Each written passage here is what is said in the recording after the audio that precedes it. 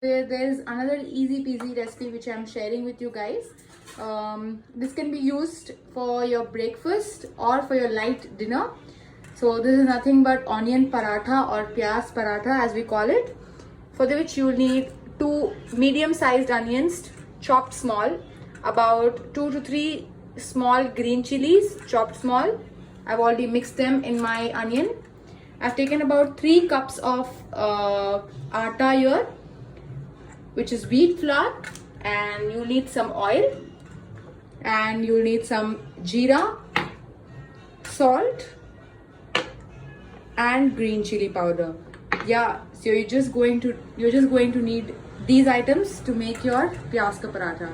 So let's get started. Firstly, I've taken my atta and I've put in about 2 to 3 teaspoons of salt, which is according to my taste, and I'm adding about 2 teaspoons of jeera.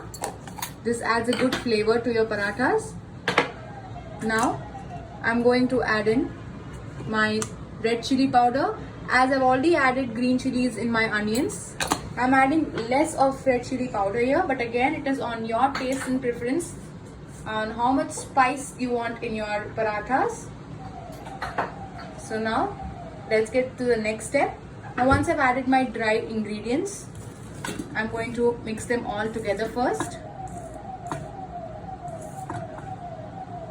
Now all my dry ingredients are nicely mixed, to which I'm going to add about 1, 2, and 3 tablespoons of oil. So I'm adding about 3 tablespoons of oil here. This just makes the atta or the dough a little nice and smooth. So again, I've added everything, and now to this finally I'm going to add in my onions, which are nice and small chopped. Now once I've added my onions, this is how it's going to look, and now give everything a nice mix.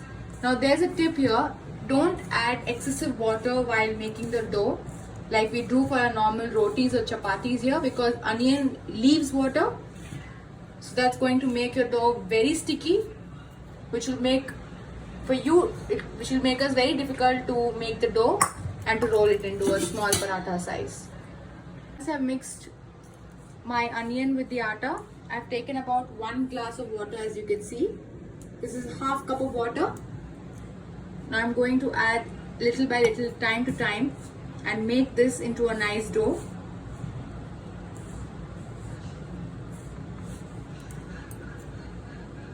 As you can see, it slowly is going to incorporate into a small dough.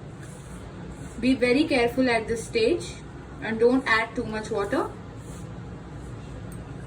As I'm slowly making my dry atta into a dough, you might need a little more water, so don't worry about that. For about 3 cups of atta, it's approximately going to take you 1 full cup of water.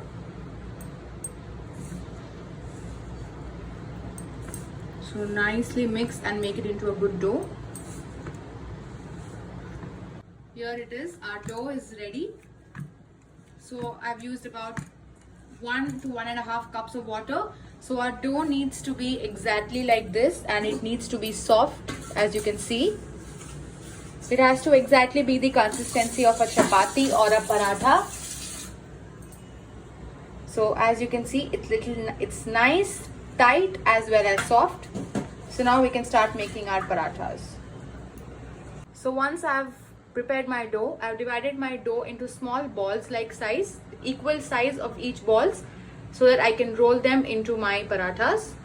So here I've taken a small portion of my dough, added some plain flour over it, and you need to slowly roll your pin. Be very delicate while rolling your parathas, because it's onion in there and it's cut into small pieces and they might come out. So don't worry about that. Roll in as softly as you can.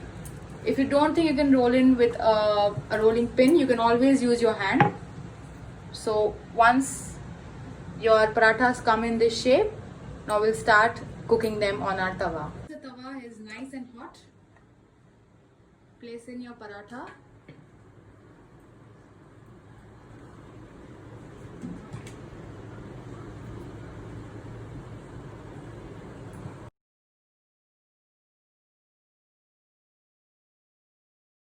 parathas are ready and they are best served with some butter and curd.